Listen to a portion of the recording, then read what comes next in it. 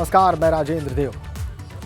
Mafia पर bulldozer attack जारी और अब अतीक के किस गुर्गे की बारी। 1 मार्च को जफर अहमद का घर गिराया गया, 2 मार्च को सफदर अली का मकान जमींदोज। एक एक कर अतीक के गुंडों पर प्रशासन का प्रहार हो रहा है। माफिया की हस्ती को मिट्टी में मिलाया जा रहा है तो दूसरी ओर इस पर राजनीति भी जारी है। भारतीय जनता पार्टी ने 1 डिस्ट्रिक्ट 1 माफिया का आरोप लगाया है और समाजवादी पार्टी ने पलटवार कर पूछ लिया कि कानून व्यवस्था संभलती क्यों नहीं।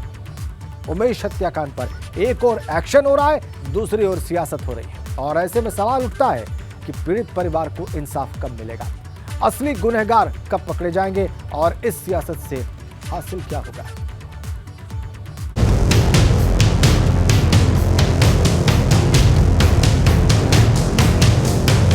ओडीओपी तो नहीं दे पाए लेकिन 1 डिस्ट्रिक्ट 1 माफिया जरूर दे दिए।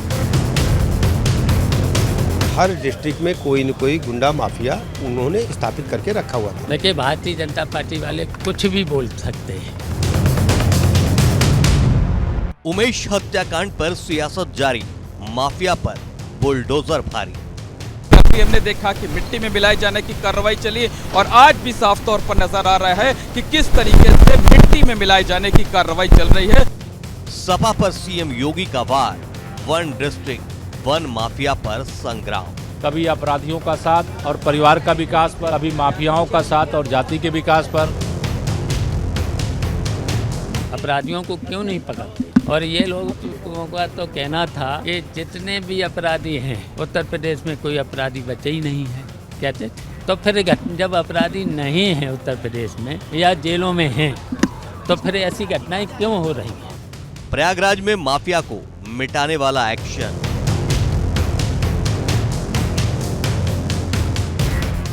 जफर के बाद सफदर अली का माफिया अतीक से कनेक्शन। अतीक अहमद साहब भूल गए कितनी बहनों के मांग का सिंदूर उन्होंने पोंछा है। आज अपनी चिंता सदा गई और न्यायालय की सजा के अनुसार जो सजा उन्हें मिले वो मिलनी चाहिए। 2 दिन में 2 घर जमींदोज, एक्शन से उड़ा माफिया के गुर्गों का होश। जो उमेश पाल का शूट आउट केस हुआ है उसमें भी सफदर अली की जो दुकान है बंदूक की, उसका कनेक्शन है।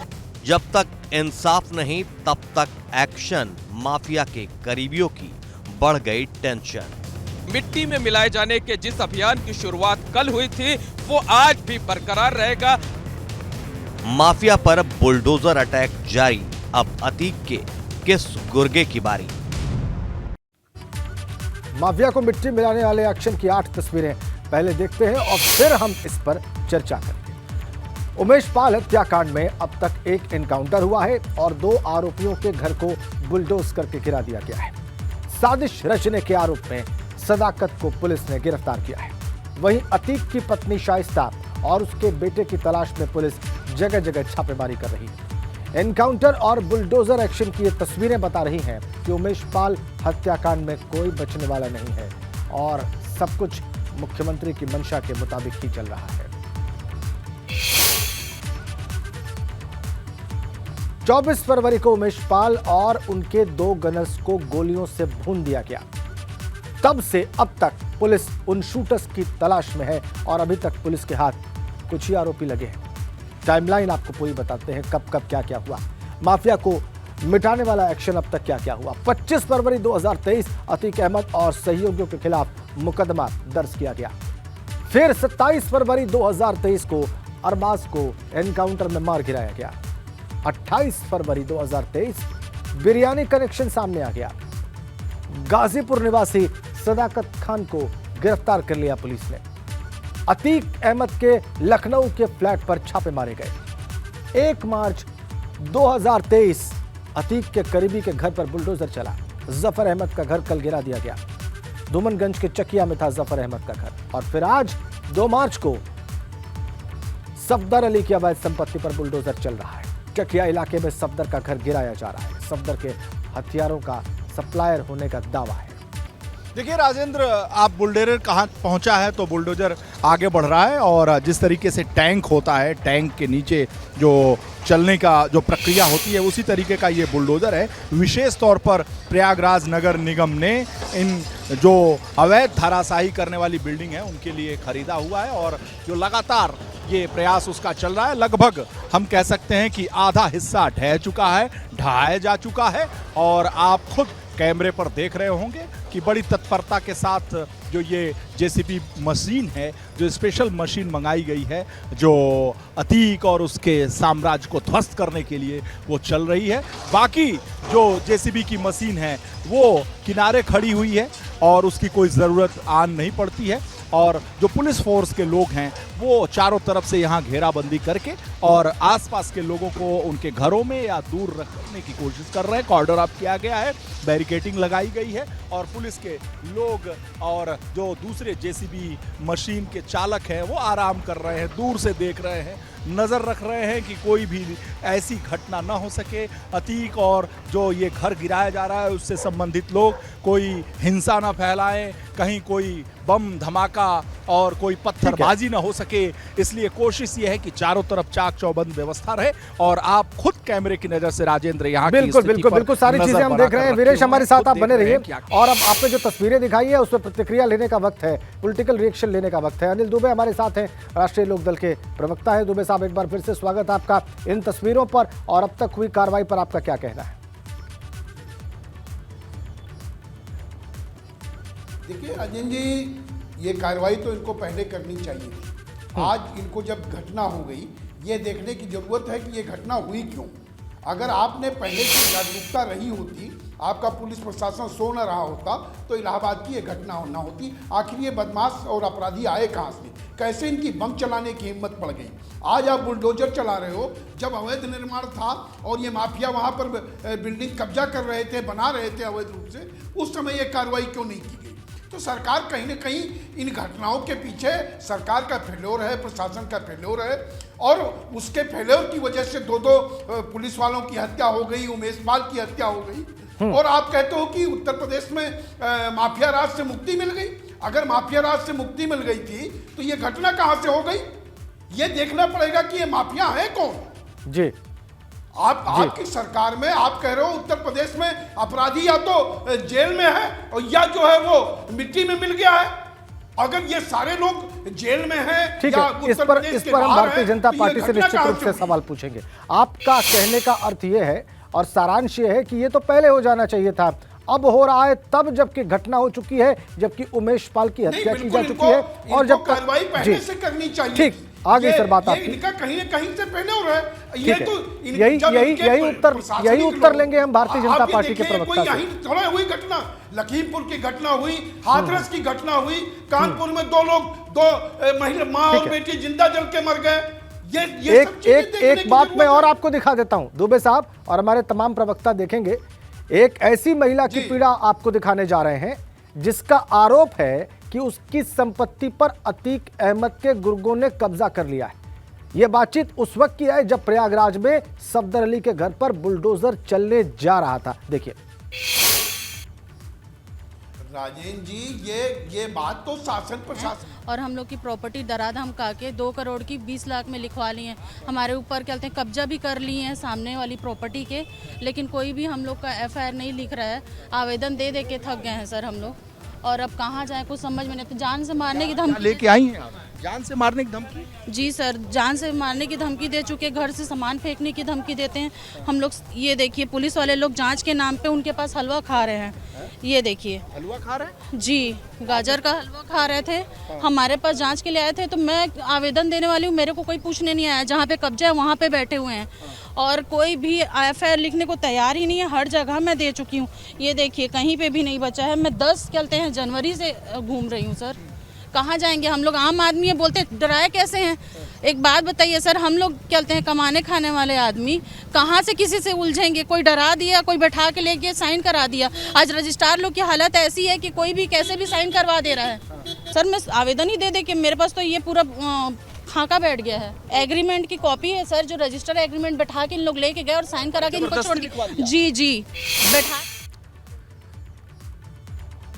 इससे पहले कि राजनीतिक अपने मेहमानों से इस पर टिप्पणी लें, वीरेश पांडे जिन्होंने आज सुबह ही ये बात की है वो भी हमारे साथ जुड़े हुए हैं। वीरेश, ये महिला खुद आपके सामने आई जब आज ये बुलडोजर एक्शन शुरू होने वाला था? निश्चित रूप से ये आकर यहाँ खड़ी थी और वो कोशिश कर रही थी कि प्रशासन उनसे बात करे, लेकिन प्रशासन ने उनसे लगभग 3 महीने से बात नहीं की है। जब जब वो जा रही हैं दर दर भटक रही हैं। और यहाँ के हम बात करें कि जिलाधिकारी हों, यहाँ के आयुक्त हों, सबसे उन्होंने मुलाकात की है, पुलिस के कमिश्नर से भी मुलाकात की है, चिट्ठी पत्री वो लगातार दिखा रही हैं, इतना बड़ा बंडल लेकर चल रही हैं, लेकिन जो प्रशासन है उसके कान पर जू भी नहीं रेंग रहा है। और कब की बात है? इसी अक्टूबर की बात है। हम चल रहे हैं मार्च में और अक्टूबर में वो जमीन पर कब्जा होता है, जब कानून के शासन और कानून के राज की हम बात करते हैं। और ऐसे में इसी प्रशासन ने और इसी संस्था ने और सारे लोगों यही सवाल है किया है, तो ऐसे में वीरेश यही सवाल है। आइए बातचीत आपकी इस मोड़ पर आकर बहुत महत्वपूर्ण हो गई है। पांडे साहब, आपका स्वागत है। आपने विपक्ष के जो प्रवक्ता हैं डॉक्टर अनिल दुबे, उनकी बात सुन ली, अभी एक को सुनना है आपको, जो कि मुख्य विपक्षी दल है। लेकिन ये जो रिपोर्ट है पांडे साहब, ये जो रिपोर्ट है जो वीरेश अभी दिखा रहे थे, ये सुन के तो आपको भी बहुत निराशा हुई होगी। देखिए, आपको बता दें कि जब से योगी जी की सरकार आई है तो ऐसे माफियाओं के खिलाफ हम लोग लगातार शुरू हो गए थे। आपको बता दें, अतीक अहमद की संपत्ति को हमने वापस किया, बुलडोजर चलाया, जेल के अंदर है और उनकी कमर लगभग हमने तोड़ दिया। इस तरह की घटना है। निश्चित तौर पे सत्ता का, चाणक्य ने कहा था सत्ता का भय होना चाहिए। मर्यादा पुरुषोत्तम भगवान श्री राम ने भी कहा था भय भी न हो। आज पूरे प्रदेश 2.5 साल से एक्शन हो रहा है सर। पांडे साहब, 2.5 साल से एक्शन हो रहा है। और अभी वो जो महिला अपना दुखड़ा रो रही थी, वो ये कह रही थी कि वो गई पुलिस के पास कहने के लिए, कोई सुनवाई नहीं, पत्र लिखा कमिश्नर को, कोई सुनवाई नहीं, डीएम को लिखा, कोई सुनवाई नहीं, पुलिस वाले आए, उसका दर्द सुनने के बजाय आरोपियों के पास बैठ के हलवा खा रहे थे। ये अभी अभी आपने देखा, और ये तब है जबकि आप लगातार एक्शन ले रहे हैं, तो फिर फायदा क्या है उसका पांडे साहब? देखिए, एक्शन तो हम ले रहे हैं लगातार, अपराधियों के खिलाफ हमारा एक्शन है, कोई जीरो टॉलरेंस है, कोई बचने वाला नहीं है। अभी ये जो घटना हुई थी, हमने तत्काल इनकाउंटर किया है, गिरफ्तार किया है, बुलडोजर चला रहे हैं। तो आप, लेकिन वो महिला आज सामने आके बोल रही है, ये निश्चित तौर पे भारतीय जनता पार्टी की सरकार की ही देन है। अच्छा, आप कह रहे हैं कि ये आपकी सफलता है।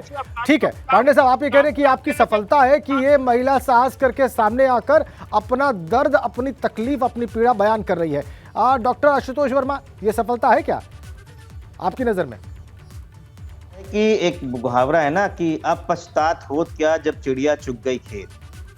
योगी सरकार की फिलहाल हालात यही हैं।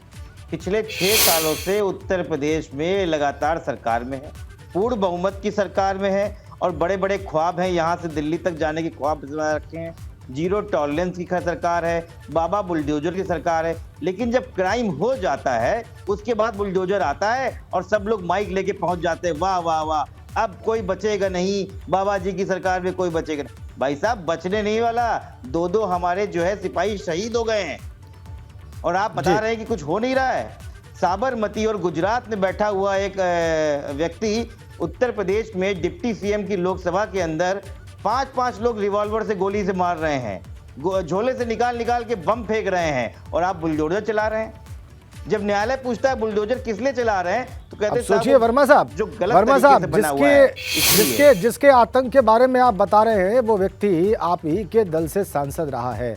ये तथ्य कैसे झुटलाया जा सकता है? उसकी इस यात्रा में बड़ा पड़ाव आपके दल में भी रहा है उसका।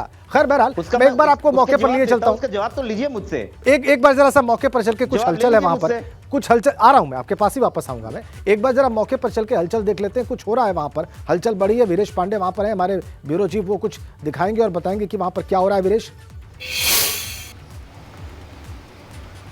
देखिए, हलचल बढ़ी है क्योंकि प्रशासन को लग रहा था कि यहाँ पर कुछ लोग हैं जो हो हल्ला हंगामा कर सकते हैं, तो जो पुलिस के जवान हैं वो एक्शन में आ गए। लेकिन नगर निगम प्रयागराज लिखा हुआ ये जो जेसीबी की मशीन है, विशेष तौर पर इस तरह के आतंक के जो घर बनाए गए हैं उनको ढहाने के लिए लगाई गई है, तो वो लगी हुई है। और लगभग हम कह सकते हैं कि 60-65% तक ये घर गिराया जा चुका है। हालांकि इसके घर के जो मालिक हैं उन्हें हिरासत में नहीं लिया गया है, उन्हें गिरफ्तार नहीं किया गया है, उन्हें डिटेन नहीं किया गया है। वो सामने कैमरे के सामने थे और एबीपी गंगा के सामने वो कह रहे थे कि मुझे नोटिस नहीं मिला गया और बिना नोटिस के ये घर गिराया जा रहा है, ऐसा उनका आरोप था। उनका कहना था कि प्रशासन ने उनसे कोई बात नहीं की है, लेकिन आनंद फानंद में उन्हें 1 घंटे का वक्त दिया गया था कि आप घर का सामान बाहर निकाल लीजिए, और घर के बाहर सामान रखे गए हैं। ये भी मैं आपको दिखाता हूँ कि ये घर के बाहर, इस घर जो गिराया जा रहा है, ये सब सामान रखे गए हैं बाहर से निकाल कर, और ये अलमारियां उन घरों से निकाल कर रखी गई हैं। ये उनके बेटे हैं, जरा बात कर लेते हैं। सही वक्त पर आपने पूछा ये सवाल, और ये बैठे हुए हैं। ये पहले सामान दिखा दीजिए कि ये घर से निकला हुआ चूल्हा, चौकी और जो अलमारी, फ्रिज, एसी, सारी चीज़ें यहाँ रखी हैं। बच्चों के साइकिल रखे हैं, कपड़े हैं, गद्दे हैं, ओढ़ने के बिस्तर हैं, ये जो किचन का सामान, डब्बा डुब्बी, सारा कुछ रखा हुआ है। आपका ये घर है, और क्या कहेंगे आप जिस तरीके से आपके सामने ये घर ढहाया जा रहा है? सब गलत कार्रवाई हो रही है, कोई निष्पक्ष कार्रवाई। क्या नाम है आपका? फजल अब्बास। आपके नाम पे घर है ये? यस। अच्छा, घर हमारे नाम से है, हमारे भाई के नाम से है, नोटिस पापा के नाम दी गई है, घर हमारा गिरा दिया गया है, और नोटिस भी हम लोगों को नहीं मिली, या हमारे फादर को मिली हो। सारा काम ऊपर से गिरा दिया गया है।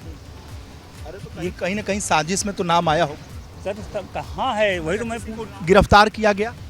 नहीं सर। किसी को हिरासत में लिया गया? नहीं। किसी को पुलिस ने बुलाकर आप लोगों से पूछताछ की? नहीं सर। पुलिस आपके घर पे भी इस गिराने से पहले नहीं आई? नहीं, आज सुबह 11:30 बजे आई थी। जब हम लोग पहुंचे थे तब पुलिस कह रहे हैं कि मालिक ये है, ये घर इनके मकान पर था जिसको जमींदोज किया जा रहा है, इनके भाई के नाम पर था, लेकिन नोटिस इनको नहीं, इनके पिताजी को सर्व की गई है जिनके नाम से घर नहीं था। ये बड़ी दिलचस्प बात निकलकर सामने आ गई वीरेश आपकी इस बातचीत से। हमें एक ब्रेक के लिए रुकना होगा, और जब ब्रेक से वापस लौटेंगे तो समाजवादी पार्टी के प्रवक्ता की बात भी सुनेंगे, और फिर अपने दूसरे राजनीतिक मेहमानों की बात भी सुनेंगे ब्रेक के बाद।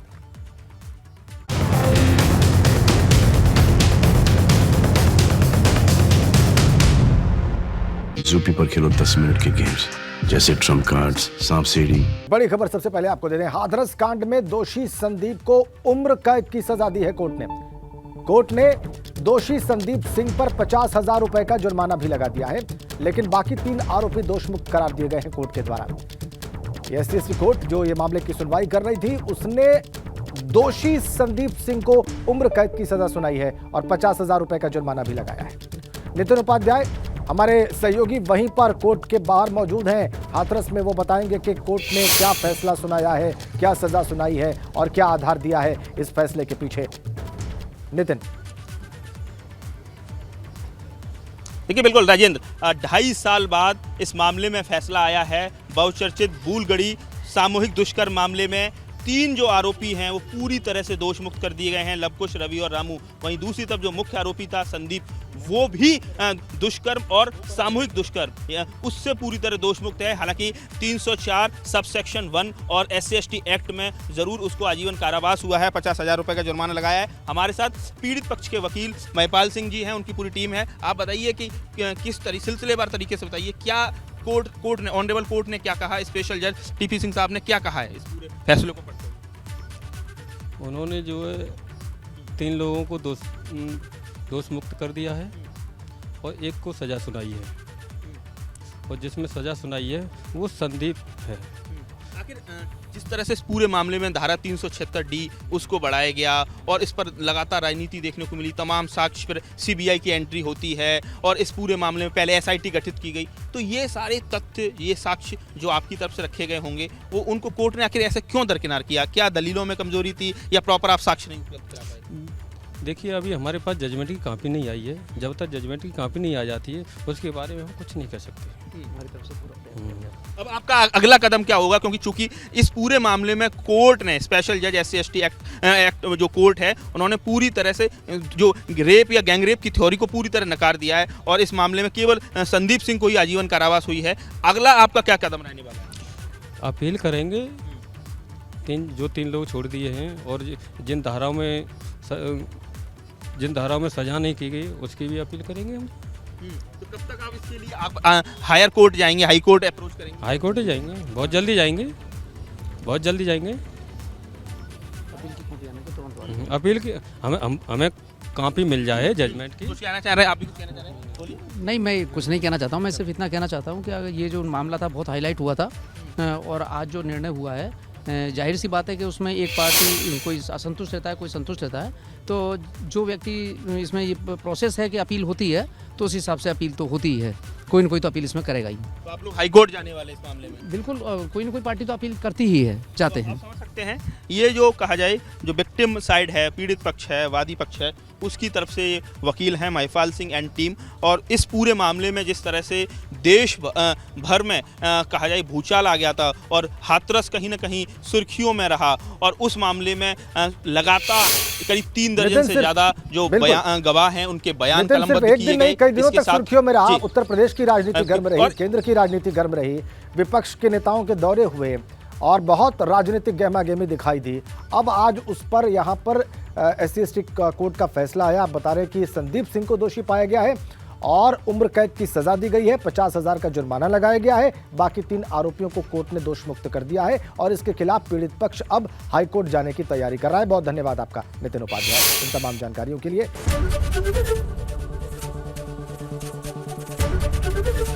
ABP गंगा, खबर आपकी, जुबान आपकी।